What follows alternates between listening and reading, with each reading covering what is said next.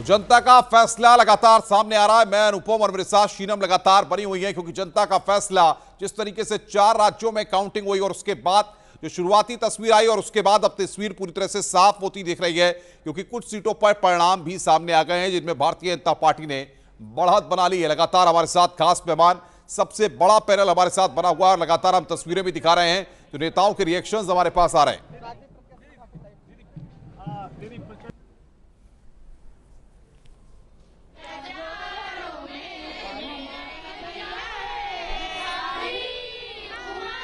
तो ये देखिए, महिलाएं यहाँ पर गीत गाती हुई, जश्न मनाती हुई। इससे पहले हमने देखा कि ढोल नगाड़ों की थाप पर डांस भी चल रहा है। जश्न पूरे तरीके से मनाया जा रहा है। मैं धन्यवाद देता हूँ कि अवसर दिया मुझे विधायक बनकर अपने झोटवाड़ा की राजस्थान की सेवा करने का, और इस जीत का श्रेय प्रधानमंत्री मोदी जी के अनटायरिंग, बिना थके जो काम करते हैं और जिस विश्वास के साथ उनकी योजनाएं घर घर पहुंचती हैं, उसी का आशीर्वाद है कि भारतीय जनता पार्टी को ऐसा प्रचंड जीत मिल रही है। राठौड़ साहब, सांसद के रूप में आपके 2 बार का कार्यकाल रहा और अब विधायक के रूप में एक नया कार्यकाल शुरू हो रहा है, किस तरह देखते हैं आप इसको?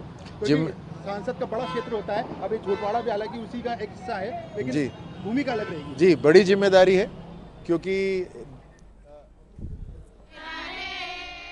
तो यहां पर भारतीय जनता पार्टी पूरी तरह से जोश में, चाहे महिला कार्यकर्ता हो चाहे पुरुष कार्यकर्ता हो। आप देख सकते हैं किस तरीके से महिला कार्यकर्ता जश्न यहां पर मना रही हैं। और सबसे महत्वपूर्ण बात यह कि अगर हम अब तक की टैली को देखें तो सबसे महत्वपूर्ण यह है कि छत्तीसगढ़ के जो फिगर्स हैं, क्योंकि छत्तीसगढ़ में जिस तरीके से कांग्रेस की सरकार थी, यहां पर 3 सीटों पर भाजपा जीत गई है, 50 पर बढ़त बनाए हुए हैं, यानी कि 53 की तस्वीर को अगर हम परिणाम मान लें शीनम, तो भाजपा को मेजर विक्ट्री छत्तीसगढ़ में है। और राजस्थान और मध्य प्रदेश में भी अगर आप देखें, जो फिगर्स यहां पर टैली में हैं वो साफ तौर पर बता रही हैं कि देखिए किस तरीके से 48 सीटें पूरी तरह जीत चुकी है राजस्थान में बीजेपी। और आप ये देखिए कि बहुत नजदीक अब बढ़ती जा रही है, बहुमत के आंकड़े की ओर बढ़ती जा रही है। और बात मध्य प्रदेश की करें, 10 सीटें यहाँ पर भी पूरी तरह से भाजपा जीत चुकी है। बात कांग्रेस की करें, 67 पर कांग्रेस आगे चल रही है, लेकिन पूरे तरीके से नहीं जीती है। और पूरे तरीके से मात्र 4 सीटों पर मध्य प्रदेश में कांग्रेस पार्टी जीती है।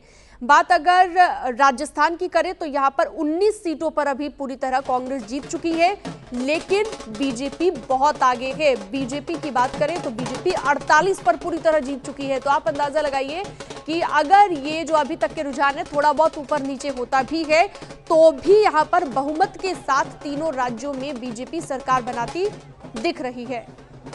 एसएन सिंह जी हमारे साथ जुड़े हुए हैं, बीजेपी प्रवक्ता अशोक यादव हमारे साथ समाजवादी पार्टी से हैं, संदीप त्रिपाठी नेता कांग्रेस से जुड़े हुए हैं, रमेश ठाकुर वरिष्ठ पत्रकार हमारे साथ जुड़ेंगे।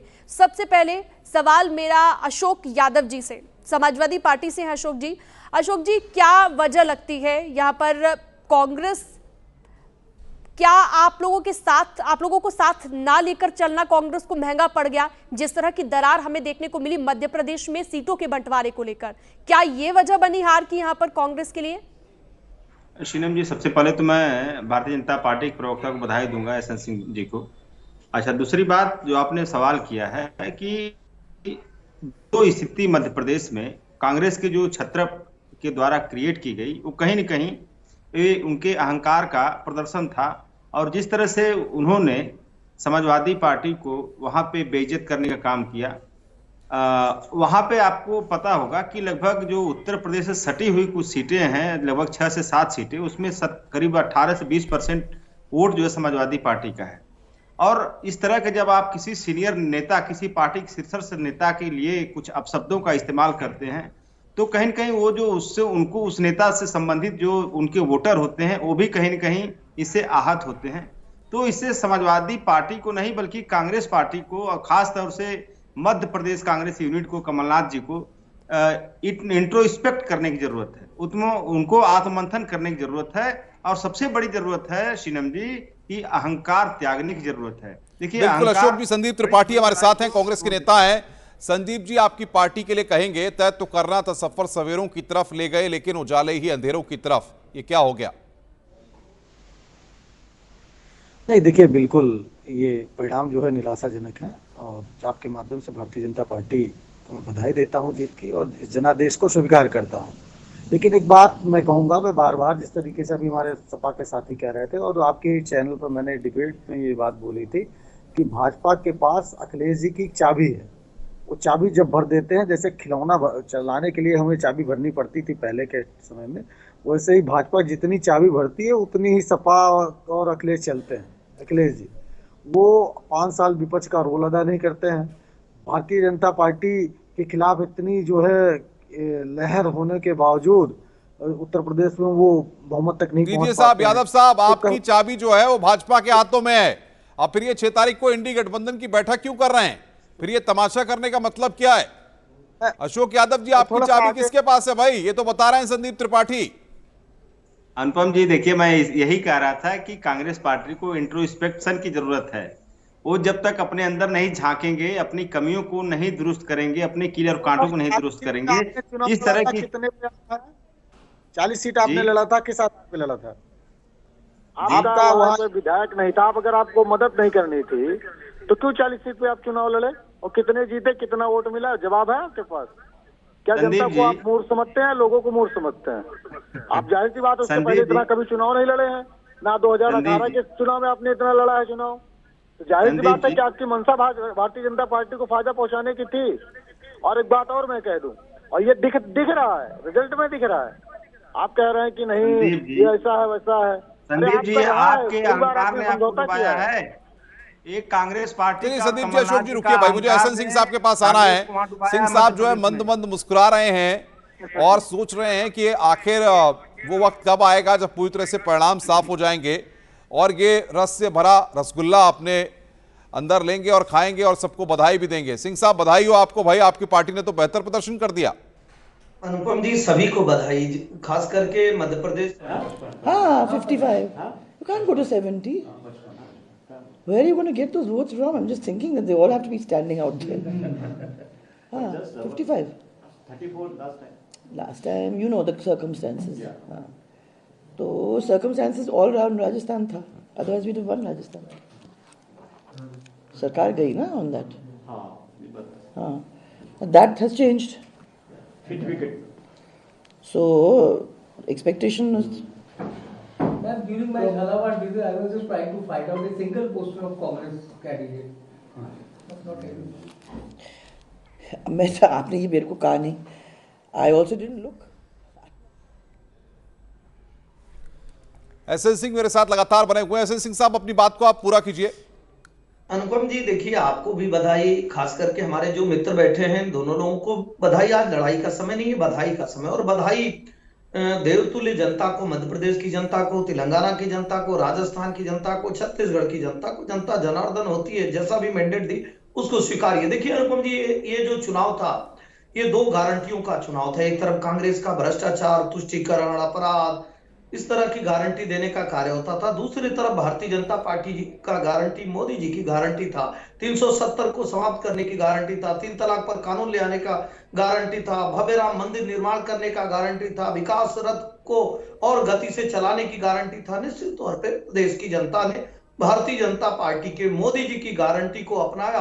बिल्कुल, मोदी मतलब गारंटी, ये बात सही साबित हुई। मोदी मैजिक चल गया, ये हम सब ने देखा। और हमारे साथ संदीप त्रिपाठी जी जुड़े हुए हैं, जो अभी अभी ये कह रहे थे, समाजवादी पार्टी पर ठीकरा फोड़ रहे थे हार का, कि समाजवादी पार्टी को लेकर जो उन्होंने बातें कही, सीटों के बंटवारे। चलिए, मध्य प्रदेश की संदीप जी ये बात हुई, ठीक है, लेकिन छत्तीसगढ़ में क्या हुआ?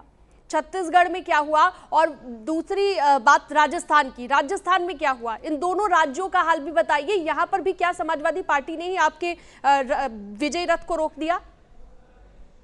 नहीं जी, देखिए, आप जो है राजस्थान जब जाएंगी तो वहां पर देखिए बसपा किस तरीके से चुनाव लड़ती है। बहरहाल लोकतंत्र है, लड़ना चाहिए।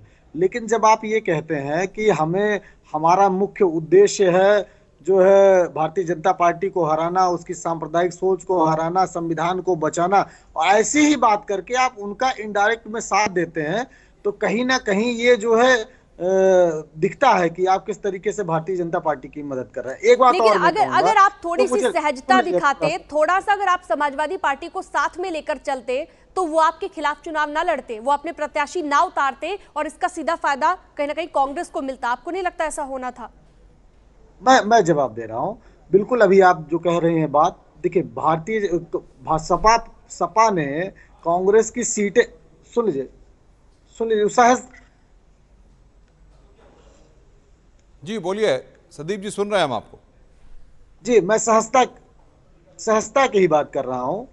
सहजता की बात यह है कि जब कांग्रेस ने अपनी सीटें, अपने कैंडिडेट घोषित नहीं किए थे, तब सपा ने अपने 7 कैंडिडेट के नाम घोषित कर दिए। जब आप 6 सीटों पे आप गठबंधन की बात करते हैं तो आप क्यों पहले जो घोषित कर देते हैं प्रत्याशी। दूसरी चीज, आप एक बात, चुनाव हारने का एक कारण मैं और बहुत बड़ा जो मेरा विश्लेषण है वो मैं कहना चाहूंगा। जातिगत जनगणना के नाम पर जैसे एक पर्टिकुलर समाज को हाशिए पे रखने का प्रयास किया गया, कहीं ना कहीं ये परिणाम इस बात को दिखा रहा है कि आप जिसको संदीप जी, आपकी हताशा आपके बयानों में साफ तौर पर दिख रही है। मैं अशोक यादव के पास आऊं, फिर एसएन सिंह के पास भी चलूंगा। अशोक जी, समाजवादी पार्टी इंडी गठबंधन का हिस्सा है, 6 तारीख को बैठक भी हो रही है। सवाल ये है, ये सब जब सारी चीजें हो रही हैं, कांग्रेस के नेता जब इस तरीके की भाषा का इस्तेमाल कर रहे हैं और सारा ठिकरा आपके कंधों पर, आप पर ही बढ़ा जा रहा है, तो अब आप इंडी गठबंधन में रह के करेंगे क्या? इसी तरह से साथ देते चले जाएंगे? अनुपम जी, रामधारी सिंह दिनकर ने रश्मि रथी में लिखा था कि जब महाभारत में भगवान कृष्ण ने मध्यस्थता करने के लिए 5 गांव मांगे थे, सिर्फ 5 गांव, और दुर्योधन ने उन 5 गांवों को भी देने से इनकार कर दिया अपने अहंकार के आवेश में आकर के, और अंततः उसका कितना मतलब क्या हुआ सभी लोग जानते हैं। हम लोगों तो 5 सीटें मांगी थी, 5 गांव नहीं मांगे थे, 5 सीटें मांगी थी, और इनका अहंकार कि हमें रात को 1 बजे तक बैठाए रहे, उसके बाद हमारे राष्ट्रीय ध्वज के लिए अपमानजनक भाषा का इस्तेमाल कर रहे हैं।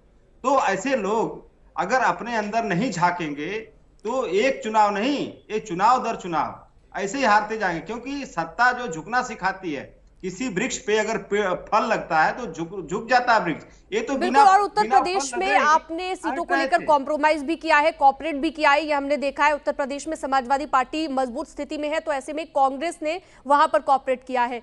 तो ऐसे में क्या यहाँ पर ऐसा नहीं हो सकता था अशोक जी कि मध्य प्रदेश में आप लोग थोड़ा कॉपरेट करके चलते, क्योंकि सेम चीज उत्तर प्रदेश में कांग्रेस ने की है?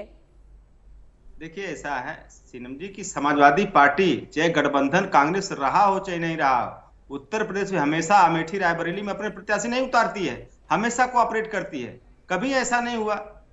लेकिन अगर हमारा ये बताइए 2013 में हमारी 7 सीटें थी वहां से, तो अभी हमारे मैं आ रहा हूं अशोक जी, आपके पास आ रहा हूं, एसएन सिंह है उनके पास आऊं, लेकिन उससे पहले प्रधानमंत्री मोदी ने राजस्थान में चुनाव के प्रचार के दौरान कहा था कि अब राजस्थान में कभी गहलोत की सरकार नहीं बनेगी, और रिजल्ट्स में जो तस्वीर उभर रही है वो साफ तौर पर बताती है कि प्रधानमंत्री का बयान किस तरीके से सही साबित हुआ है, और राजस्थान में भगवा यानी कि भारतीय जनता पार्टी का परचम लहराता दिख रहा है। पूरे राजस्थान के लोग लिख करके रखे, इस बार तो नहीं, अब राजस्थान में कभी भी अशोक गहलोत की सरकार नहीं बनेगी। हमारे साथ बने हुए सिंह साहब, सबसे बड़ी बात यह है, समाजवादी पार्टी कुछ कह रही है, कांग्रेस कुछ कह रही है, बीएसपी भी थोड़ी देर बाद कुछ कहना शुरू कर देगी।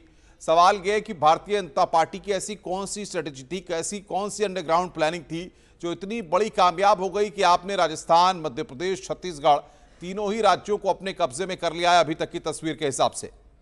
अनुपम जी, इसको 2 परिप्रेक्ष्य में देखिए। एक तो देखिए कि भारतीय जनता पार्टी की जहां जहां सरकार है वहां विकास के कार्य हो रहे हैं, जहां कांग्रेस की सरकार है वहां भ्रष्टाचार के कार्य हो रहे हैं। गोबर से लेकर गेम तक का घोटाला छत्तीसगढ़ में होता है। राजस्थान में इनके डिप्टी सीएम खुद ही एक मंत्री कहते हैं कि भाई भ्रष्टाचार पे कब जवाब देंगे, इनके मुख्यमंत्री से पूछ रहे हैं। और मैं तो कह रहा हूं अनुपम जी, आदरणीय प्रधानमंत्री जी ने क्यों कहा था, क्योंकि भारत एक देवभूमि है, पुण्य भूमि है, कर्म भूमि है, और राष्ट्र के प्रति समर्पण का भाव राजस्थान में सबसे ज्यादा दिखता है। वहां पे अगर आप किसी एक धर्म को डेंगू मलेरिया कहेंगे, कभी किसी एक धर्म की शोभा यात्रा को प्रतिबंधित करेंगे, पत्थरबाजी करवाएंगे, किसी का गला कट जाएगा वहां तुष्टीकरण का कार्य करेंगे। और अनुपम जी, सबसे बड़ी बात जो हमारी आधी आबादी है, महिलाएं हैं, अगर उनकी सशक्तिकरण के लिए एक तरफ भारतीय जनता पार्टी प्रतिबद्ध है और कार्य कर रही है, वहीं महिला अपराध में राजस्थान नंबर 1 और वहां के अब बताइए चेहरा कौन, जल्दी बताइए चेहरा कौन। एसएन सिंह आप प्रवक्ता है, सीनियर नेता है भाजपा के,